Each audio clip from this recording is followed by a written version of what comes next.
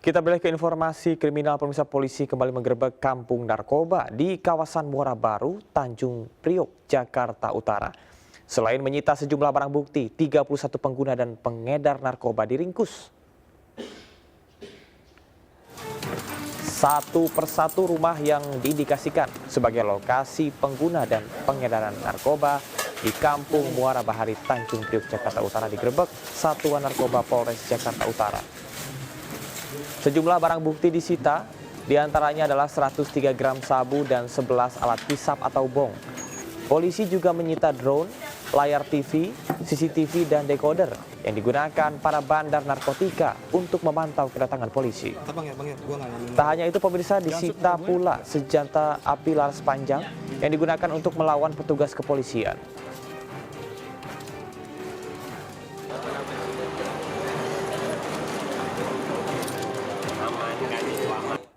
Tim SAR kembali menemukan korban tewas di lokasi longsor tambang emas ilegal di Gorontalo. Hingga hari terakhir pencarian, 27 korban tewas ditemukan, sementara 15 lainnya dinyatakan hilang.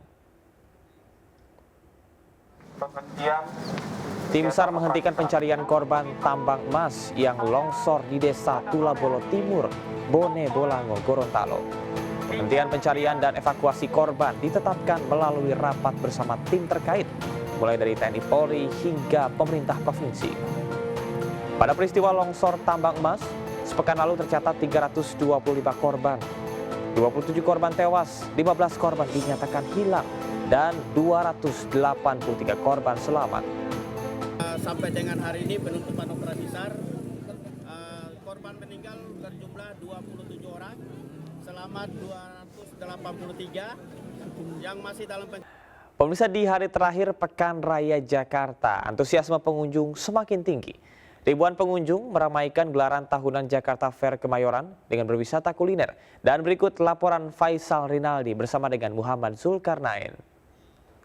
Hari-hari terakhir jelang penutupan Jakarta Fair 2024, antusiasme dari masyarakat ini semakin tinggi. Pantauan kami di sini, khususnya di area kuliner Jakarta Fair, memang masyarakat suasananya ini sangat ramai. Karena kan di sini pemirsa memang ada berbagai macam jajanan yang ditawarkan, mulai dari makanan tradisional hingga makanan kekinian. Nah, yang menjadi atau yang menarik perhatian kami di sini adalah salah satu makanan tradisional khas Betawi, yakni kerak telur, di mana kerak telur ini pada dasarnya memang makanan tradisional, namun bisa bersaing dengan makanan kekinian lainnya. Kita langsung tanya saja ke salah satu pembeli kenapa memilih kerak telur untuk disantap pada hari ini. Halo, selamat malam Ibu. Halo, malam. Nah, dulu nama siapa, dari mana? Mita, dari Cengkareng. Oke, Ibu Mita, ini kenapa milih kerak telur nih dibanding makanan lain? Ya karena khas ya, ini kerak telur tuh khas. Kalau di PRJ makan kerak telur sensasinya beda. Terima kasih, silakan dilanjut makannya.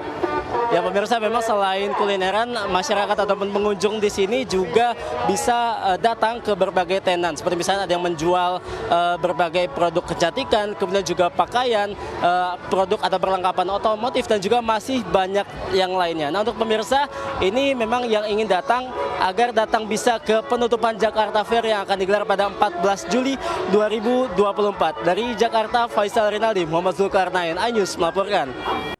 Ketua Harian Nasional DPP Partai Perindo Angela Tanusudibyo berkunjung ke kediaman Ketua Umum PAN Zulkifli Hasan di kawasan Jakarta Selatan.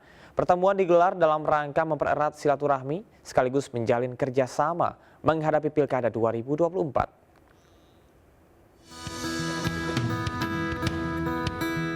Dalam kunjungannya ke rumah Ketua Umum PAN Zulkifli Hasan, Ketua Harian Nasional Angela Tanusudibyo didampingi Wakil Ketua Umum Partai Perindo Michael Victor Sianipar dan Bendahara Umum Partai Perindo Angki Yudhistia. Dalam pertemuan tersebut, Partai Perindo membahas strategi dan kerjasama dalam menghadapi Pilkada serentak November mendatang, terutama di wilayah timur Indonesia. Silaturahim yang dilakukan dalam rangka kita untuk bekerja sama khususnya di Pilkada 2024. Perindo banyak memiliki kehadiran anggota-anggota DPR-nya di Indonesia Timur, tentu itu bisa menjadi salah satu kunci untuk kita bekerja sama, ya. Dan kami lihat banyak daerah-daerah yang strategis yang potensial untuk bisa bekerja sama dengan Partai PAN, seperti di daerah Maluku, di daerah Indonesia Timur lainnya, dan juga di Bengkulu dan Jambi juga banyak sekali daerah-daerah yang kita lihat PAN sangat kuat. Partai Perindo juga akan terus berkunjung dan berkomunikasi dengan partai lainnya dalam rangka menjalin koalisi di Pilkada 2024. Dari Jakarta, Nata Arman dan Yudi Richard melaporkan. Ya, pemirsa, bagi Anda yang memiliki hobi mendaki gunung, Gunung Lowang Dares di Lombok Timur, Nusa Tenggara Barat patut Anda jelajahi. Anda akan ditantang menapaki trek alami sambil menikmati pesona deretan Bukit Sembalun dan keindahan Gunung Rinjani yang menakjubkan. Berikut liputannya untuk Anda.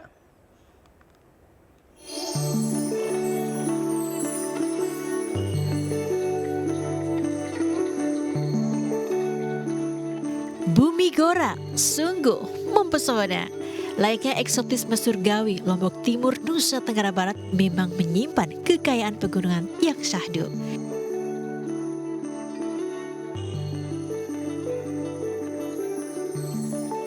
Salah satunya jalur pendakian Gunung Lowang Dares di kawasan Taman Nasional Gunung Rinjani, Desa Bebidas, Kecamatan Wanasaba, Lombok Timur.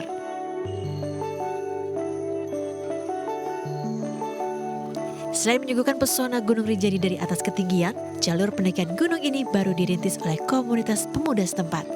Menariknya, para pendaki akan ditantang menapaki trek alami yang terjal dan menantang.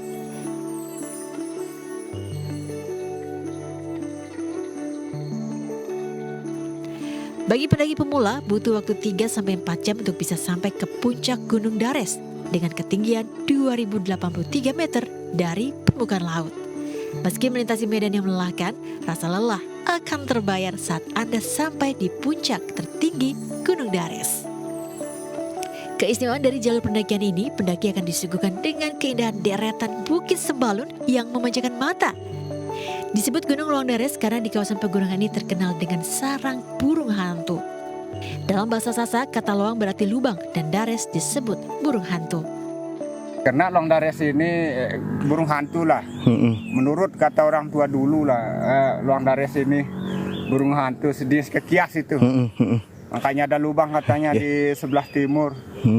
Dan itu katanya berburu, kandangnya. Yang biasa berburu tuh selalu nginap kan orang-orang dulu lah. Itu lubang tuh gua apa? Lubang biasa. Entah mungkin di celah-celah ampan, batu ampan itu kan. Biasanya dipakai orang berburu. Nah, ya disebut Gunung Lowang Dares gitu. Meski belum banyak para pendaki menjelajahi Gunung Dares, selain karena trek yang baru dan belum mendapat pengakuan secara resmi dari Taman Nasional Gunung Rinjani, pengalaman menjelajahi Gunung Lowang Dares patut Anda coba. Dari Lombok Timur, Nusa Tenggara Barat, Ramli Nurawang, iNews melaporkan. Ya, pemirsa, ini dia informasi yang tidak kalah menarik. Kalau biasanya kita melihat hewan di kebun binatang, lain halnya di Kota Bandung, Jawa Barat, di mana pengunjung bisa melihat hewan di pusat perbelanjaan atau mal. Bahkan, ini pengunjung bisa memberikan makan pada satwa jinak. Seperti apa? Ini dia.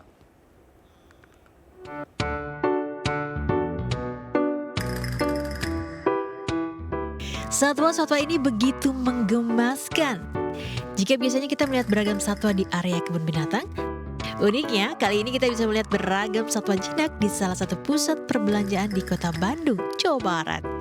Menariknya lagi, pengunjung terutama anak-anak bisa berinteraksi langsung dengan satwa yang ada. Mulai dari memberi makan kelinci seperti ini, hingga berinteraksi dengan ular buah pitang yang jinak.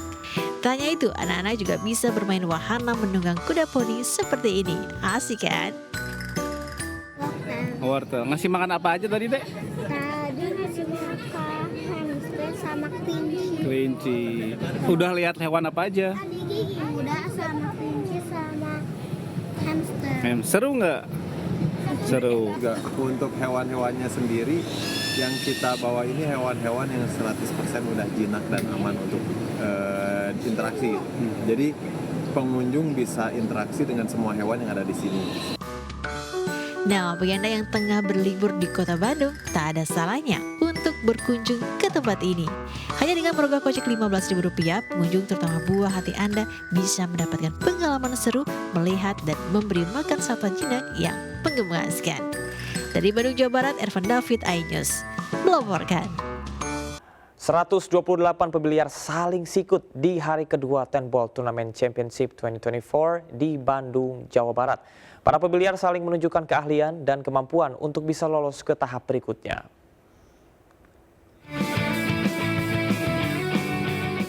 Memasuki babak penyisihan 64 besar Bandung Open 10 Ball Turnamen Championship 2024 yang digelar di GRX Pool NKP semakin seru. Para peserta yang tersisa terus menunjukkan kemampuan terbaiknya. Sejumlah atlet luar negeri seperti Kopin Yi, Kopin Chung hingga Aloysius Siap masih berjuang mengalahkan puluhan atlet biliar nasional seperti Peri Satriadi hingga Silviana Lu.